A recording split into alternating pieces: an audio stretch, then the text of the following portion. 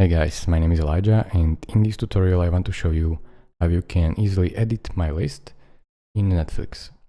So in order to edit my list, there are two ways what you can do. You can add to my list or remove the shows and movies from your list. Your list is located right here. So click on that and it will open up this page where everything here is the movies and TV shows that you have already added to your list. You know it by going on it and it will play for you, and here this little check mark says remove from my list. So basically it is already in my list, so I can remove it by clicking on this check mark. Now as you can see, it has disappeared, and you can undo it simply by clicking undo right here,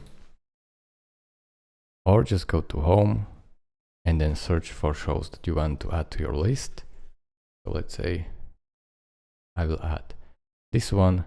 Just hover over it with your mouse and then click add to my list, this plus icon, and then go to my list, and as you can see, this show is now added.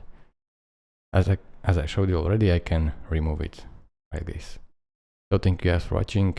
This is how you edit your list in Netflix. If this video was helpful to you, consider subscribing and liking this video, and I will see you in the next tutorial. Bye bye.